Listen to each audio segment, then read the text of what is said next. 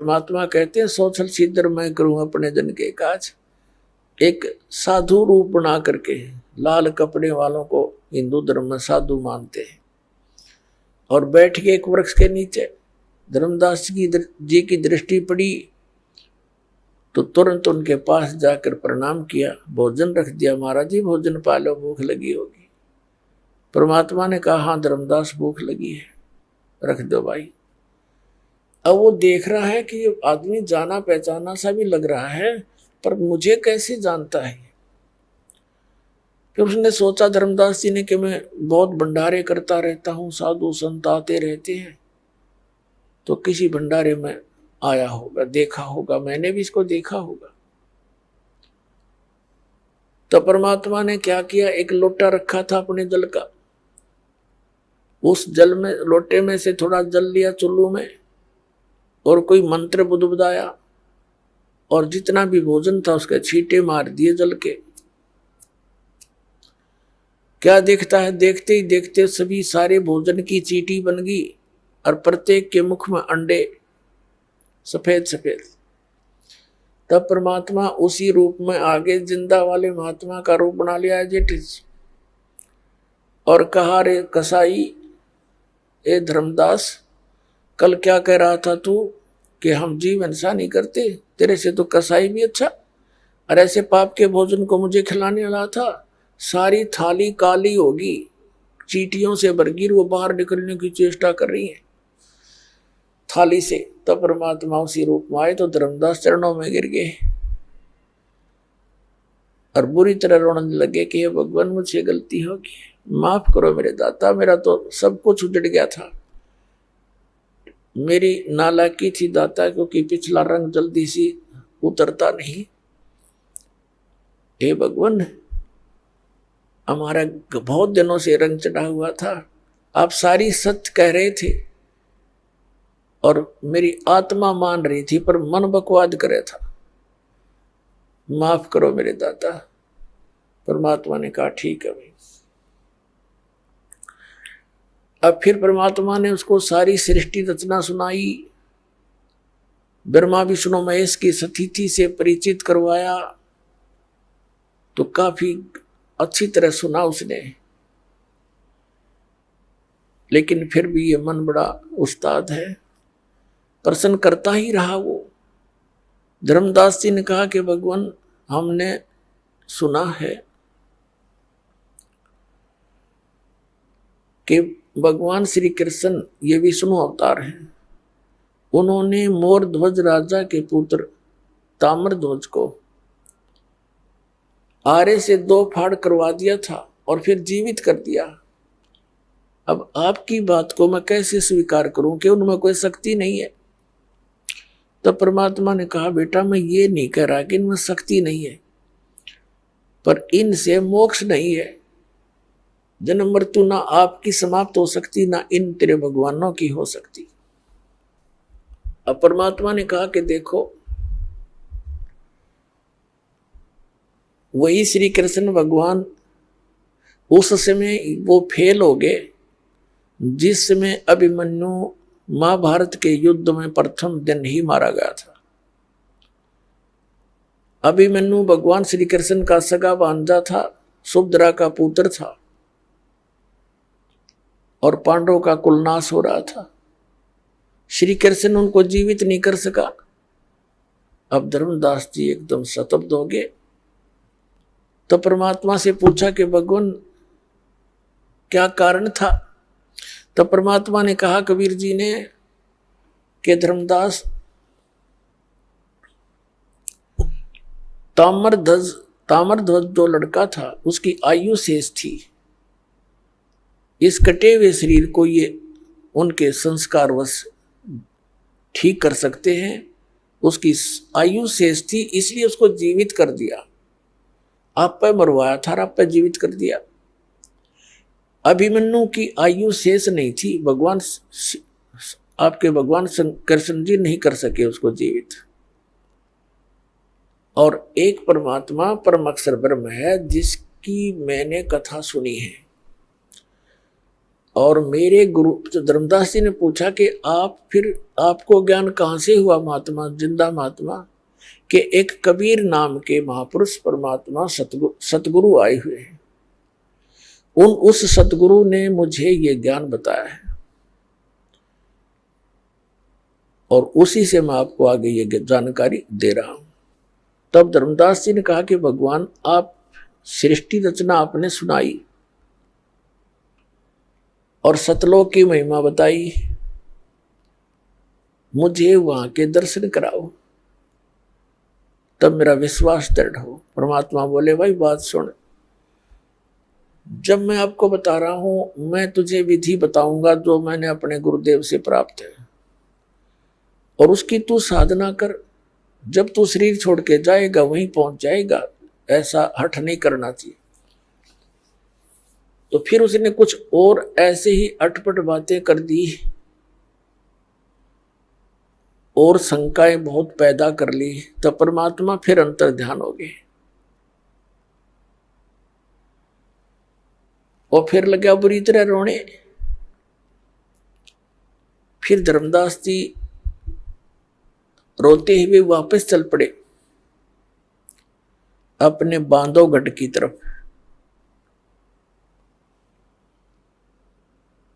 अब घर पर जब पहुंचे, उसकी पत्नी बड़ी धार्मिक थी। आमनी देवी ने कहा कि भगत जी, आपने तो बहुत लंबा टूर प्रोग्राम बना रखा था, इतने शीघ्र कैसे आगे वापस? तब धर्मदास जी रोते हुए बुरी तरह रो रहे थे। ऐसे रो रहे थे जैसे कोई निजी व्यक्ति की मृत्यु हो जा। बोला नहीं जा रहा था, कंठ रुंध गया था। उसकी पत्नी ने सोचा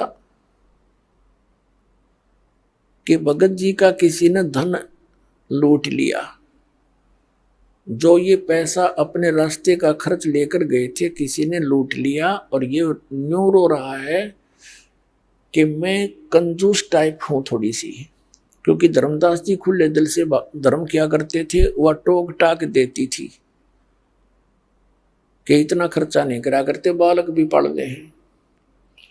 तो उसने अपने आप सोच लिया कि कहीं ये इसलिए दुखी हो कि मैं इसकी प्रत्येक क्रिया में बाधा बना करती थी, और आज इसकी दशा देखकर मुझसे रहा नहीं जा रहा। तो रोते हुए कह रही है, उस रोते हुए को देखकर कहने लगी कि आपका भगवान ने घना धन दे रखा है, आप क्यों चिंतित होते हो? किसी ने धन चुरा भी लिया तो आप दोबारा ले जाओ। काफी देर के बाद धर्मदास जी थोड़ा सा नॉर्मल से हुए। फिर बताने लगा कि आमनी, यदि मेरा धन, भौतिक धन खत्म हो जाता तो मैं नहीं रोता। आज मेरा वो धन चला गया, शायद मुझे नहीं मिले, और वो मिलेगा नहीं, मैं जीऊं नहीं। आमिन जी ने फिर पूछा, सारी कहानी बता दी। आमिनी जी ने कहा कि आप एक व्यापारी होकर के और सौदा चूक गए। तब धर्मदास जी कहता कि जीवन में पहली बार चुका हूं मैं, इसलिए रो रहा हूं। मैं कितना नालायक हूं। सारी कथा सुनाई, सारी कहानी बताई। 6 महीने बीत गए ऐसे ही रोते हुए, और ऐसे बैठ जाए बाहर गली में आकर के, ऐसे देखते रहे जैसे भेलनी ने इंतजार की थी श्री राम के आने की। कोई भी साधु संत गली या कहीं पर दिखाई देता, उठकर चल पड़ते नंगे पैरों पहचानने के लिए। नहीं मिलते तो वापस मायूस होकर बैठ जाते।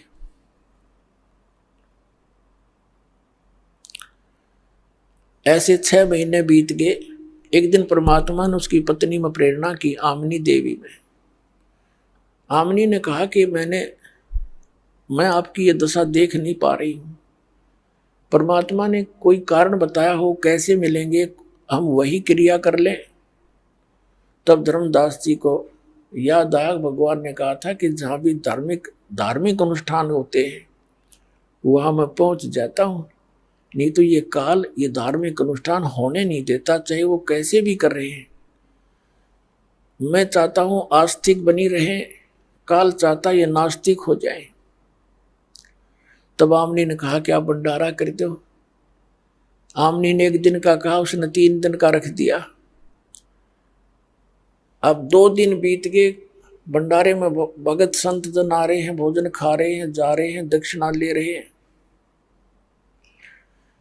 अब तीसरा दिन भी दोपहर की बात हो गया। अब वो महात्मा नहीं आए तो धर्मदास जी ने फाइनल फैसला कर लिया कि हे परमात्मा, यदि आज दर्शन नहीं दिया, आपका दास संसार में नहीं रहेगा। आज मैं आत्महत्या करूंगा। थोड़े से भक्त शेष रह रहे थे भोजन करना, तकरीबन सब भोजन करके चले गए थे। परमात्मा ने देख लिया आज यो पक्का मरेगा।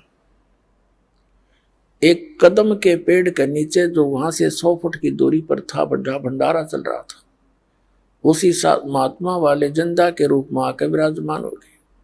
धर्मदास की दृष्टि पड़ी, भागा गए, दौड़े दौड़े, देखा सचमुच तो वही है, और सीने से लग गए नो, पग चपट गए, कति ये भगवान अब के छोड़ के ना जाइए। एक देखे मुंह की तरफ और रोवा बुरी तरह। तो परमात्मा को घर ले आए। आमनी जी से कहा कि आजा, मेरा धन पा गया। दोनों ने एक एक पैर पकड़ लिया। आमनी जी ने कहा कि भगवान, ये आपका बच्चा बड़े नरम दिल का है, इसकी इतनी कड़ी परीक्षा नहीं लेनी चाहिए थी। परमात्मा ने कहा बेटा, यू काल का वकील बन रहा था और एक नहीं मानना था, मैं सारी सच्ची कहूं था। अब इसको मैंने ताव दिया है, ये लोहा गर्म कर दिया इसका। अब जो चोट मारूंगा वह ठिकाने लगेगी, इसलिए इसको 6 महीने का ताव देना पड़ा। फिर परमात्मा ने उन दोनों को प्रथम मंत्र दिया। एक दिन धर्मदास जी ने बहुत आग्रह किया, भगवान एक बार आपका लोक दिखा दो। परमात्मा भी चाहते थे मैं गवाह बनाऊं अपना। धर्मदास जी को लेकर के सतलोक गए। शरीर नीचे रह गया, भौतिक शरीर, सतलोक लेकर गए। तो वहां क्या देखा,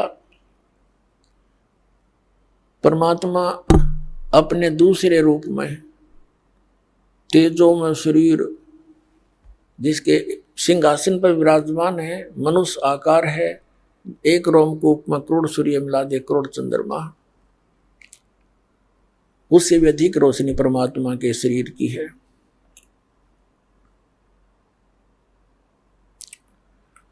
अब धर्मदास जी ने देखा भी महात्मा तो, भगवान तो ये होगा और ये नौकर होगा जिंदा यहाँ का। तो कबीर परमात्मा जिंदे के महात्मा के रूप में नीचे से गए थे, चवर करने लगे उस परमात्मा के अपने दूसरे स्वरूप पर। थोड़ी सी देर में सिंहासन पर विराजमान जो परमात्मा थे वो उठे और नीचे से गए हुआ शरीर जिंदा वाला उस सिंहासन पर विराजमान हुआ। और वो तेजों में शरीर वाला भगवान जिंदा महात्मा के ऊपर चवर करने लगा। कुछ देर के बाद धर्मदास जी ये सोच रहे थे ये क्या हो रहा है कि महात्मा के ऊपर भगवान चवर कर रहा है। इतने में तेजों में शरीर जिंदा वाले शरीर में समा गए। अकेले कबीर भगवान जिंदा वाले रूप में वहां विराजमान रहे, अनंत कोट ब्रह्मांड के कंट्रोलर के सिंहासन।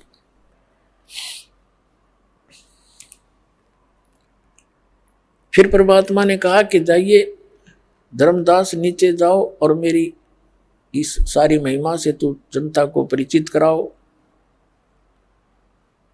तब धर्मदास जी ने कहा था कि भगवान मुझे यही रख लो दाता, कि ना भेजो मुझको उस गंदे लोक में। तो भगवान ने कहा बेटा जाना पड़ेगा, क्योंकि तुम भक्ति युक्त थे, अब भक्तिहीन हो चुके हो। मैं तुम्हें सतनाम दूंगा, सारनाम दूंगा,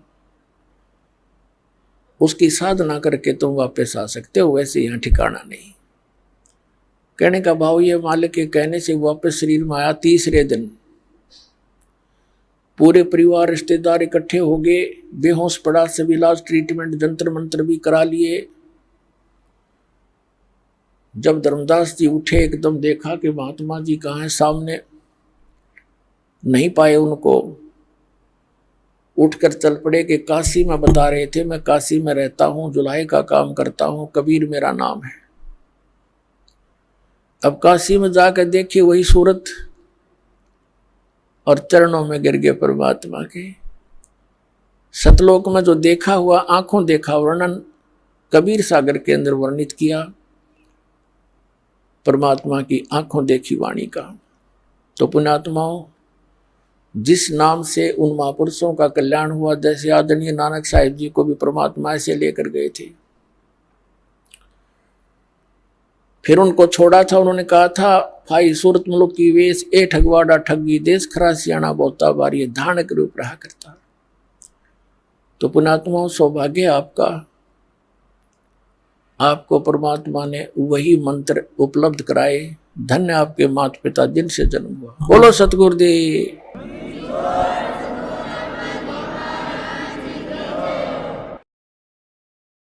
परम पिता परमात्मा पूर्ण ब्रह्म सारी सृष्टि के रचनहार कबीर परमेश्वर जी की असीम कृपा से आप चंद पुण्यात्माएं सत्संग सुनने के लिए उपस्थित हुए हैं।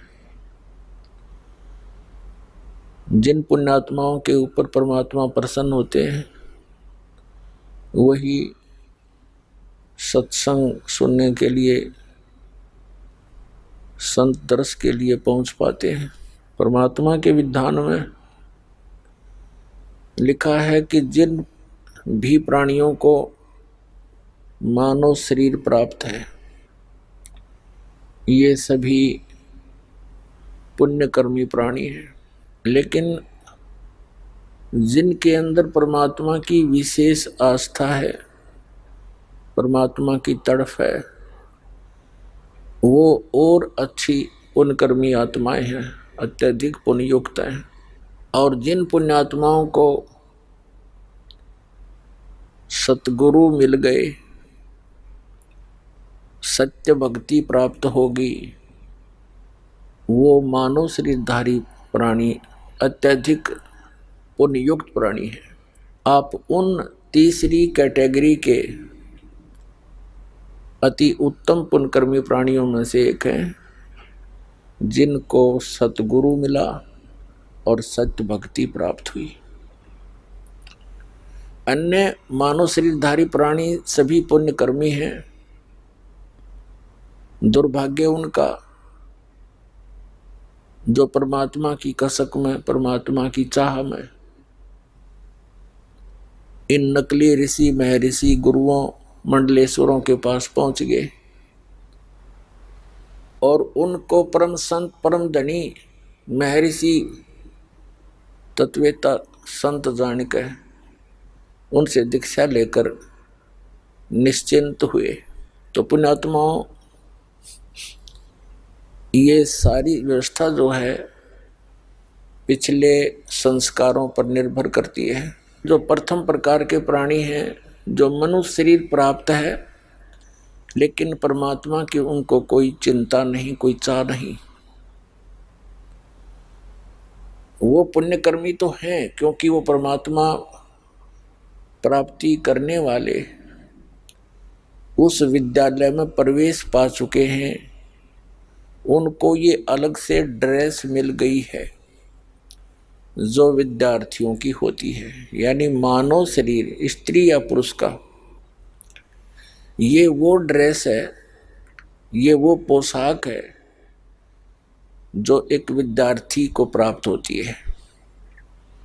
तो आप जी उस विद्यालय के विद्यार्थी हैं, सभी मानव शरीरधारी प्राणी। जिस विद्यालय में शिक्षा ग्रहण करके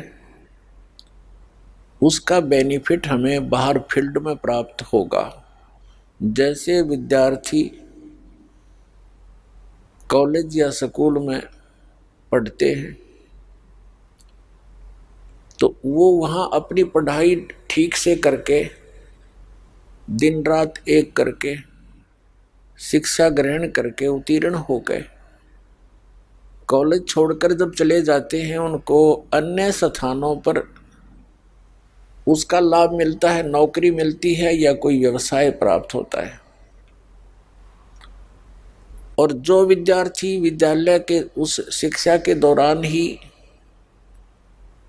उस शिक्षा समय के दौरान ही, उसके अंतर्गत ही विद्या ग्रहण ना करके वो सिनेमा देखता है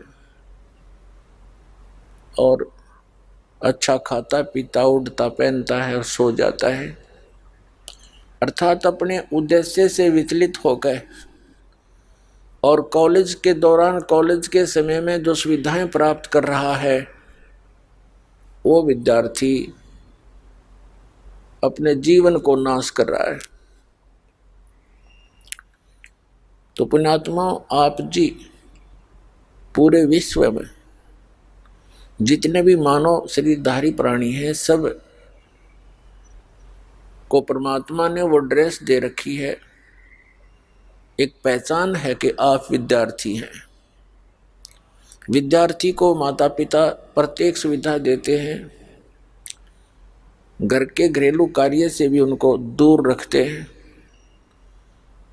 जो भी उसकी पढ़ाई में खर्चा पैसा होता है, व्यय होता है, वो खुश होकर करते हैं, दिल खोल कर करते हैं। और वो बच्चा इतनी सुविधा प्राप्त करके फिर पढ़ता नहीं है तो उसका फिर जीवन नरक बन जाता है।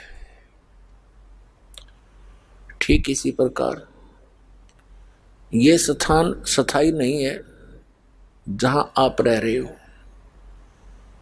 और इस मनुष्य जीवन का उद्देश्य केवल इतना ही नहीं है जितना आप जी सत्संग प्राप्ति से पहले कर रहे हो।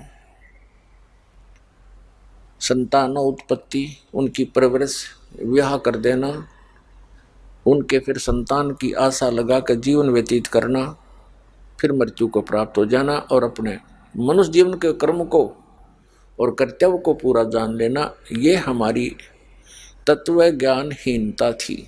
तो पुण्यात्माओं, जैसे आप यहाँ पढ़ोगे, ये शिक्षा ग्रहण करोगे, यानी परमात्मा के ज्ञान को सुनोगे, फिर जैसा भी आपको क्रियाएं बताई जाती हैं उन साधनाओं को करोगे,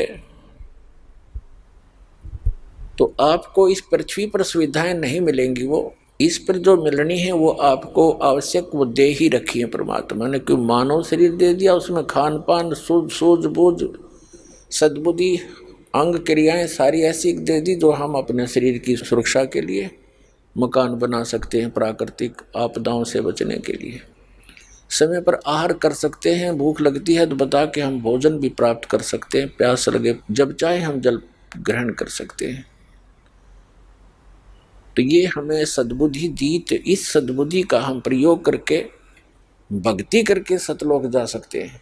ये पूरी पृथ्वी एक यूनिवर्सिटी समझो, स्कूल कॉलेज समझो, और जिसको जैसा टीचर मिला है, जिसने जहाँ की जैसी ट्रेनिंग की है, उसी ट्रेनिंग का ही वो आगे लाभ प्राप्त कर सकता है। जैसे किसी ने श्री विष्णु जी सतगुण की पूजा की है तो उसको पृथ्वी की बजाय विष्णु जी के लोक में जाकर के वो सुविधा प्राप्त होगी। जैसे फील्ड में यानी क्षेत्र में जाकर ही विद्यार्थी को नौकरी मिलती है, जॉब मिलती है। ऐसे ही जिसने शिव जी की भक्ति की शिवलोक में चला जाएगा, जिसने ब्रह्म की भक्ति की वो ब्रह्मलोक में चला जाएगा,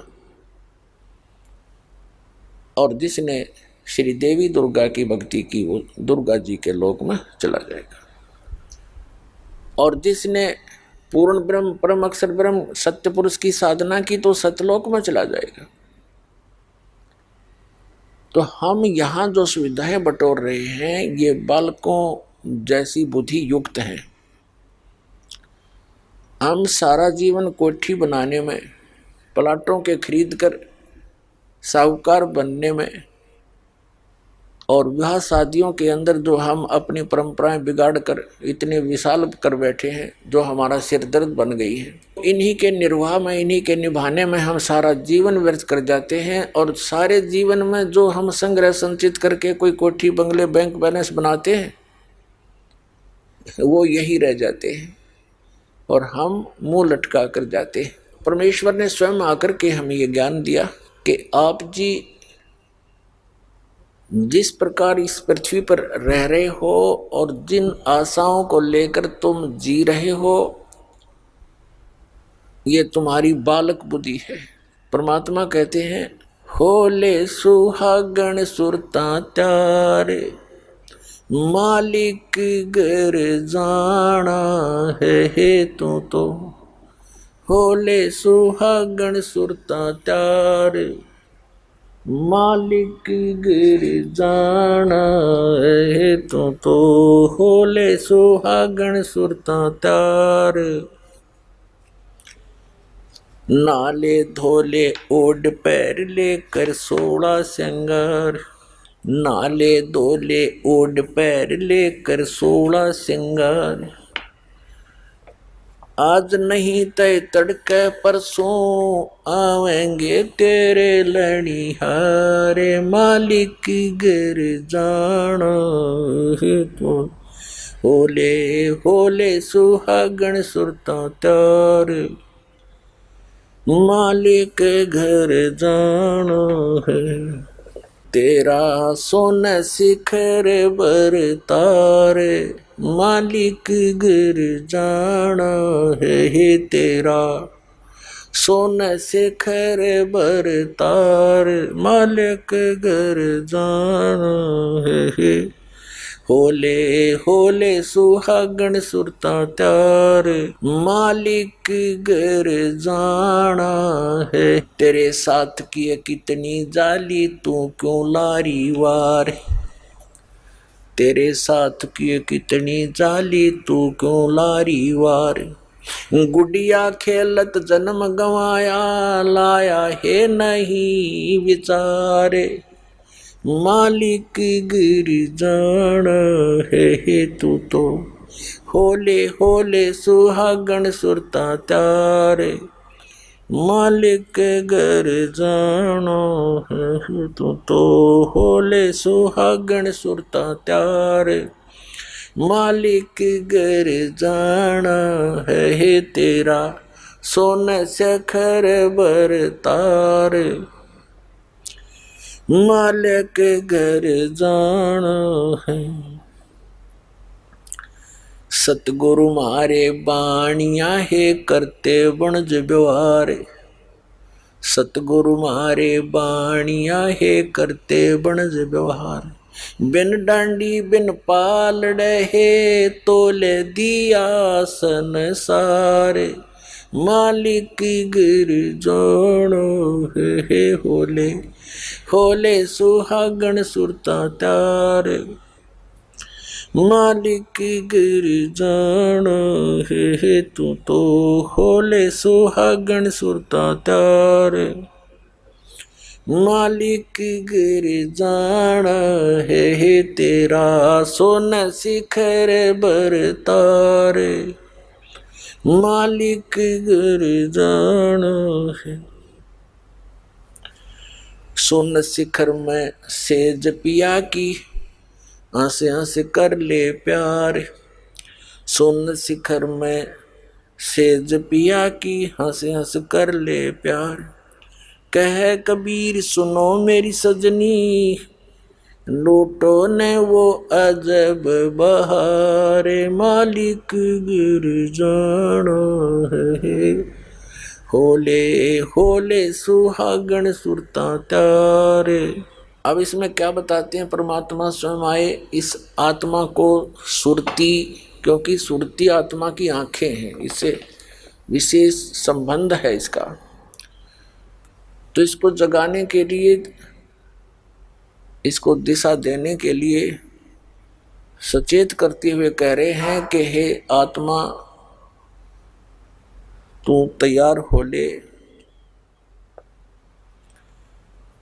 और तेरा पति जो है सोन शिखर में रहता है। सोन शिखर यानी शिखर माने चोटी, शून्य माने ऊपर, ऊपर चोटी पर शून्य शिखर, शून्य का अर्थ होता है वैसे वैक्यूम प्लेस, यानी सभी ब्रह्मांडों की रचना के बाद एक खाली स्थान बहुत लंबा चौड़ा होता है, उसके ऊपर कहते हैं तेरा पति यानी परमात्मा तेरा मालिक रह रहा है। जहाँ से तुम आए हो, जहाँ से आप आए हो बिछुड़कर,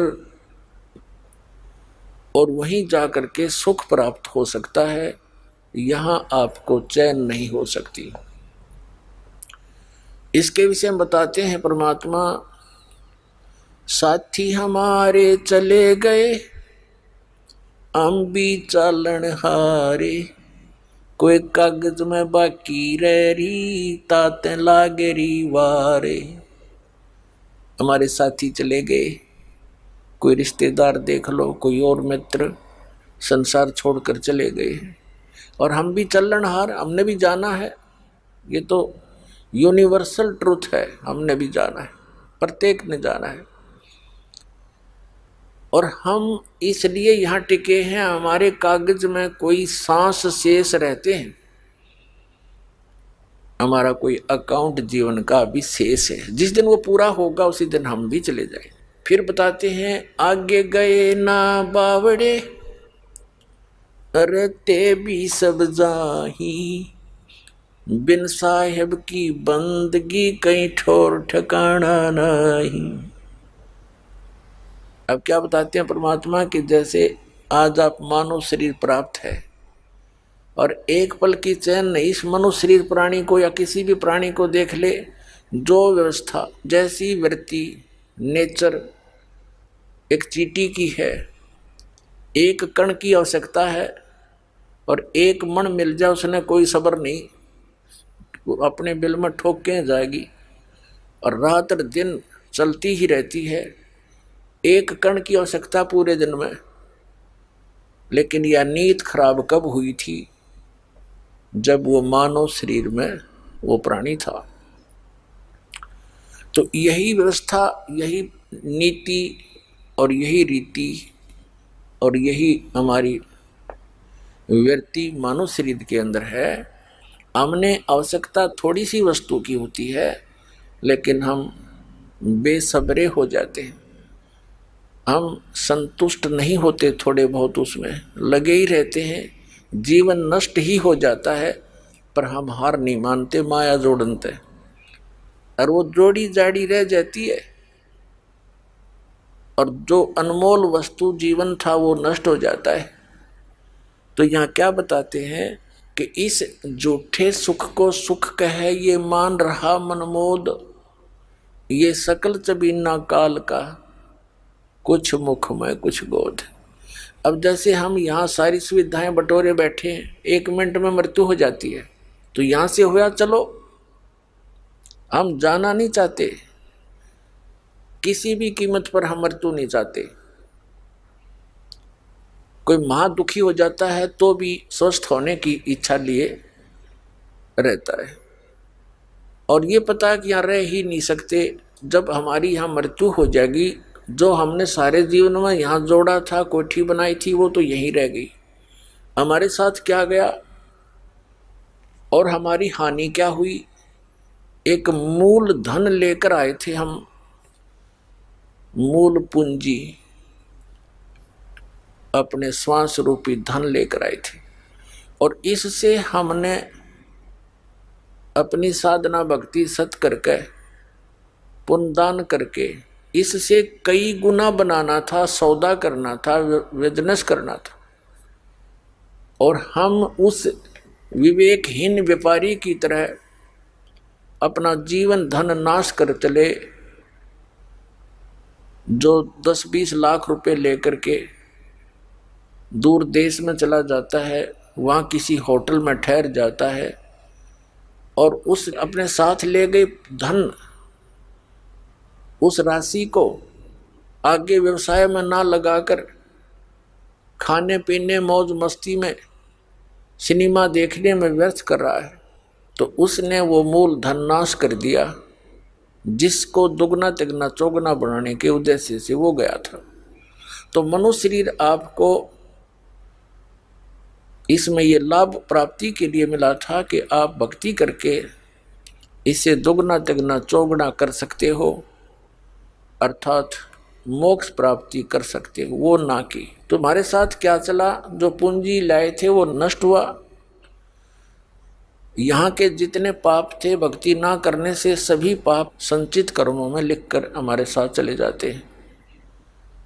तो वो पाप हमारे साथ गए, मनुष्य पूंजी समाप्त हुई, फिर कर्म आधार पर कोई पुण्य शेष बचा था तो स्वर्ग गए। स्वर्ग में जैसे यहाँ हम जब तक सत भक्ति नहीं करते हैं, बिन साहिब की बंदगी कहीं ठोर ठिकाना ना। साहिब माने परमात्मा, और परमात्मा एक ही है। जैसे श्रीमद् भगवत गीता अध्याय नंबर 18 के श्लोक नंबर 62 में अर्जुन से ये ब्रह्म बोल रहा है श्री कृष्ण में प्रवेश करके कि अर्जुन, यदि तुझे परम शांति चाहिए तो सर्वभाव से उस परमेश्वर की शरण में जा जिसकी कृपा से तू परम शांति को और सनातन परम धाम को प्राप्त होगा। 18वें अध्याय के 66वें श्लोक में इसको फिर से रिवाइज किया है कि उसकी शरण में जाना है तो मेरे सतर की, ब्रह्म सतर की जो साधना तूने की है वो मुझे छोड़ दे। एकम शरणम व्रज, एकम जिसके समान दूसरा कोई नहीं, समर्थ उस परमात्मा की शरण में व्रज माने जा। और इन सभी अनुवादकर्ताओं ने, इन ज्ञानहीनों ने व्रज का अर्थ आना किया है, ये गलत कर रखे। इंग्लिश वर्ड गो का अर्थ जाना होता है, और गो का अर्थ कोई कम करता है, आना करता है, तो वो उस विवरण को समझ नहीं पाया जहां पर वो गो शब्द लिखा गया। इसी प्रकार जहां वर्ज शब्द लिखा है और उसका आना कर रहे हैं, तो ये महामूर्खता का प्रमाण उन अनुवादकर्ताओं का है, क्योंकि वो तत्व ज्ञानहीन थे। संस्कृत अवश्य जानते थे लेकिन तत्व ज्ञान नहीं था। अब जितने भी ये महापुरुष हुए हैं जिन्होंने ठेका लिया वेदों की अनुवाद का, गीता के अनुवाद का, ये डुप्लीकेट ऋषि, मैं ऋषि दानंद जैसे, जब तक इनको मूल ज्ञान नहीं होगा तो वेदों के अर्थों का ऐसे अड़ंगा किया इन्होंने। अब जैसे रामायण की चौपाइयों को कोई घोट ले, पढ़ ले, और उसको ये मूल ज्ञान हो नहीं कि राम कौन था, रावण कौन था, सीता कौन थी, दशरथ कौन था, अयोध्या क्या है, श्रीलंका क्या थी, तो उसका अनुवाद करने चले कि राम ने रावण को मारा और सीता ले अयोध्या पगधारा।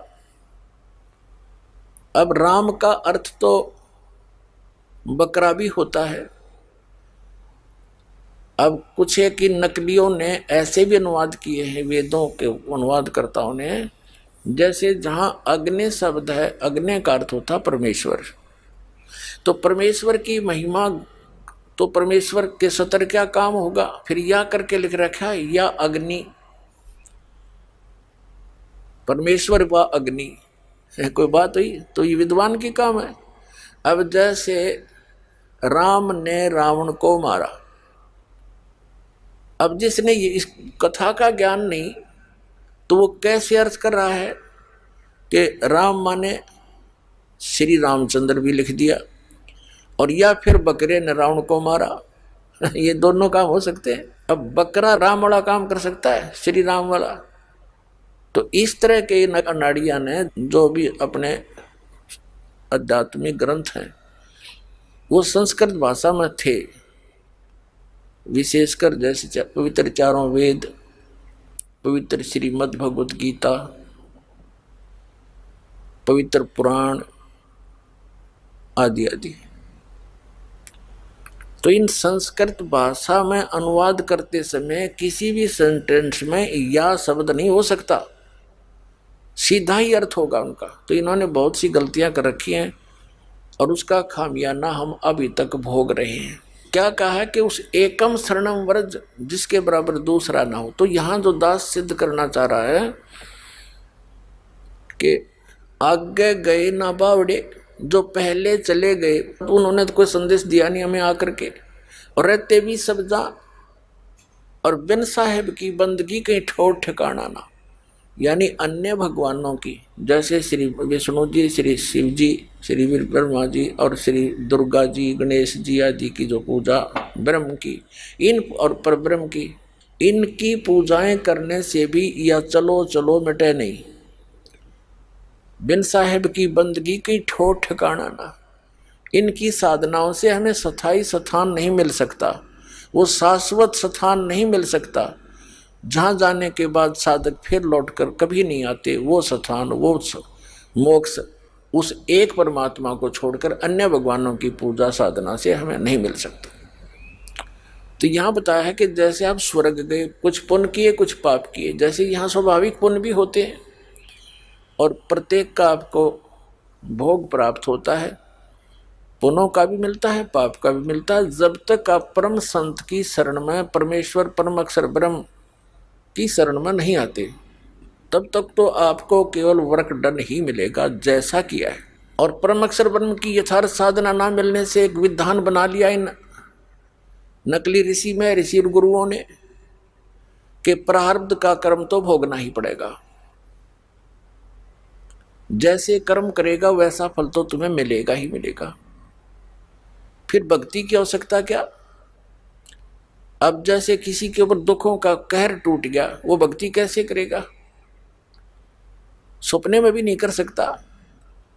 तो फिर भक्ति का अस्तित्व, भगवान का अस्तित्व खत्म हो जाता है। ऐसे विधान बनाने वालों ने जो बना रखा है, तो वो वैसे व्यक्ति थे जो महापुरुष थे, अच्छी आत्माएं थी, साधना ठीक मिली नहीं, स्वयं उनका शरीर भी ठीक रहा और अन्य सुविधाएं भी उनको प्राप्त होती रही उनके संस्कारवश। तो वो केवल औरों को, चाहे कोई दुखी आया सुखी आया, अपना वो गलत विधान सुना सुना कर अपना टाइम पास करके। अब जैसे किसी के पैर में कांटा लगा हो और उसको कोई कहे कि भी कांटा तो निकलेगा नहीं, ये तो तेरे भाग में लिखा गया, और तू जूता पहन ले, भविष्य में आगे कांटा नहीं लगेगा। तो कांटा लगे पैर में, जूता पहना नहीं जा सकता, कांटा निकले और फिर वो जूता इस डर से पहनेगा कि कहीं फिर से वो पीड़ा ना हो जाए, स्वाभाविक है। फिर नहीं निकालेगा जूते वो पूरी सफर में। तो ठीक इसी प्रकार जो आप पर आपदाएं आई हुई हैं, ये आपके प्रारब्ध में थी। और कुछ ऐसी आपदाएं होती हैं जो 3 ताप के अंतर्गत आती हैं, जो प्रारब्ध से हटकर होती हैं। जैसे ये ऋषि, महर्षि, देवता, ये हम गरीब हैं, ये हमसे तगड़े हैं, ये कुछ पोस्ट प्राप्त है इनको। और जैसे पितर और ये भूत टाइप के हैं, ये शरारती व्यक्ति होते हैं। तो हम एक जो मानव शरीरधारी अन्य प्राणी हैं, ये जैसे समझो जन साधारण है, और ये अच्छी पोस्ट वाले व्यक्ति हैं, देवता हुए और ये पितर तक हुए। भूत दो सतर के हैं, पितर भी इतनी बेमतलब वो नहीं करते, लेकिन भूत टाइप के जो होते हैं ये अननेसेसरी परेशान करते हैं, किसी में प्रवेश हो जाते हैं, किसी को सताते हैं। और जैसे देवता रुष्ट हो गए, उन्होंने आपके ऊपर कोई अपना दुख छोड़ दिया, और अन्य जैसे कोई जंतर मंत्र कर देता है, वो कर दिया। तो इस तरह के जो 3, जैसे कोई सर्प डस गया या कोई और, इस तरह के भी ये 3 ताप के अंदर आते। ये जो 3 ताप भी आपको प्रारब्ध से हटकर भोगने पड़ते हैं। तो कहने का भाव ये है कि जब तक हम परम संत की शरण में नहीं आते, तो ये हमने सभी भोगने पड़ते हैं। इन ब्रह्मा विष्णु महेश आदि भगवानों के और दुर्गा और ब्रह्म तक की साधना करने वालों के ये 3 ताप भी नहीं कट सकते, प्रारब्ध का संस्कार भी नहीं हट सकता, वो भोगना ही पड़ता है। जैसे श्री विष्णु जी को श्राप दिया था नारद जी ने कि तूने मेरे बंदर का मुंह लगा दिया और मैं विवाह कराना चाह रहा था, जिससे मैं वंचित रहा। अब एक जीवन तू अपनी पत्नी के वियोग में बिताएगा, ऐसा उसने श्राप दे दिया। तो उस श्राप को, ये 3 ताप के अंतर्गत आता है। कोई देव ऋषि या कोई श्राप दे दे, कोई जंतर मंत्र कर दे, तो उस श्राप को, उस 3 ताप के दुख को श्री विष्णु जी भी समाप्त नहीं कर सके, भोगना ही पड़ा। और फिर दुर्वासा जी ने श्राप दिया था श्री कृष्ण और यादवों को कि तुम्हारे कुल का नाश होगा, क्योंकि यादव ने श्री कृष्ण जी का पुत्र प्रद्युम्न और साथ में कुछ अन्य द्वारका वासियों ने मिलकर मजाक कर दिया था दुर्वासा जी के साथ। तो उन्होंने श्राप दे दिया कि तुम्हारा पूरा यादव कुल नाश होगा। श्री कृष्ण की आंखों के सामने सारा यादव कुल नाश हो गया। श्री कृष्ण जी भी एक विषाक्त तीर लगने से मृत्यु को प्राप्त हुए। तो यहाँ गरीबदास साहिब जी जो परमात्मा से परिचित हुए, आदरणीय गरीबदास साहिब जी गांव छुड़ानी जिला झज्जर वाले, परमात्मा स्वयं आकर उनको सतलोक लेकर गए थे कबीर जी, और अपनी सतीथि और समर्थता से अन्य भगवानों की सतीथि और उनके सामर्थ्य से परिचित करा करके उनको वापस छोड़ा था शरीर में। तब गरीबदास साहिब जी ने कहा था कि तुम कौन राम का जपते जापम और ताते कटे ना तुमरे तीनों तापम। तुम किन भगवानों की भक्ति कर रहे हो जिनसे तुम्हारे 3 ताप भी नहीं कट सकते। तो हम उसी प्रसंग पर आते हैं कि जैसे किसी के पैर में कांटा लगा हो, जूता तभी पहनेगा जब वो कांटा निकल जाए। अब जैसे किसी को किसी प्रकार का कोई कष्ट आया हुआ घर पे, शरीर पे, और उसको कोई ये कहे कि ये तो तेरे प्रारब्ध में लिखा है, कष्ट तो तुझे भोगना ही पड़ेगा, ले ये मंत्र या जाप, ये भक्ति कर ले, भविष्य में दुख नहीं होगा, वो भक्ति नहीं कर सकता।